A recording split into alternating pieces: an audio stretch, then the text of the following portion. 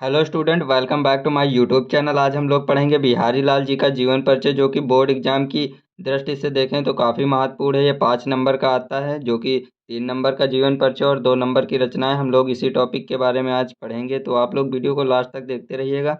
मैं उससे पहले आप लोगों को बता देता हूँ बोर्ड एग्जाम में किस प्रकार से क्वेश्चन पूछा जाता है। तो मैं आप लोगों को प्रीवियस ईयर एक पेपर दिखा देता हूँ, उसमें देख लीजिए आप लोग किस प्रकार से क्वेश्चन पूछा जाता है।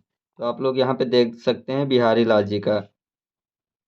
इसमें देखिए क्वेश्चन किस टाइप से पूछा गया है। दिए गए कवियों में से किसी एक कवि का जीवन परिचय देते हुए उनकी एक प्रमुख रचना का उल्लेख कीजिए। देखिए यहाँ पर देखिए 2+3+2 मतलब 3 नंबर का जीवन परिचय और 2 नंबर की रचनाएं आप लोगों को लिखनी है।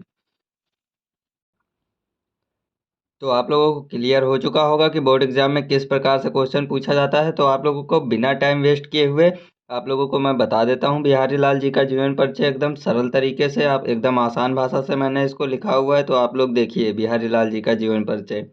तो आप लोग देखिए बिहारी लाल जी का जीवन परिचय। रीतिकाल के प्रतिनिधि कवि बिहारी लाल जी का जन्म 1603 ईस्वी में लगभग ग्वालियर के पास बसुआ गोविंदपुर ग्राम में हुआ था। तो इनका जन्म कहाँ हुआ था? ग्वालियर के पास बसुआ गोविंदपुर ग्राम में हुआ था। तो रीतिकाल के प्रतिनिधि कवि बिहारी लाल जी का जन्म कब हुआ था? सन 1603 ईस्वी में। और कहाँ हुआ था? ग्वालियर के पास बसुआ गोविंद ग्राम में हुआ था। अब आगे देखिए आप लोग क्या लिखना है। इनके पिता का नाम केशव राय था। इनका परिवार मथुरा का एक चौबे परिवार था।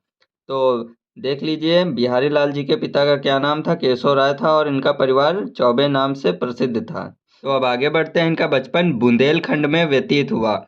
युवा अवस्था में अपने ससुराल मथुरा में जाकर रहने लगे। देखिए इनका जो बचपन व्यतीत हुआ था वो बुंदेलखंड में व्यतीत हुआ था, और ये युवा अवस्था से ही अपने ससुराल मथुरा में जाकर रहने लगे। अब उसके बाद देखिए, बाद में जयपुर के राजा जयसिंह के दरबारी कवि हो गए। जयपुर में एक राजा जयसिंह थे और वे उनके दरबारी हो गए थे। कहा जाता है कि राजा जयसिंह अपनी नवविवाहित पत्नी के प्रेम विहार में मग्न रहते थे। बिहारी ने एक दोहा लिखकर राजा के पास भिजवाया। राजा जयसिंह की आंखें खुली रह गई और उन्होंने बिहारी को सम्मान के साथ अपने दरबार की शोभा बना लिया। जो राजा जयसिंह थे वो अपनी नवविवाहित पत्नी के प्रेम विहार में बहुत मग्न रहते थे। बिहारी ने इनको एक दोहा लिखकर दिया था और राजा जयसिंह उसको पढ़कर इनकी आंखें खुल गई और इन्होंने को सम्मान के साथ अपने दरबार में बुलाया और वहाँ की शोभा बना लिया, वहीं पे इनको रख लिया।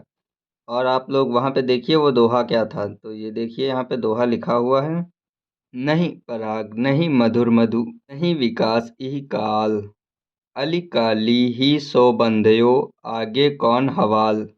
यही दोहा था जो राजा जयसिंह के पास बिहारी लाल जी ने लिख के भेजा हुआ था।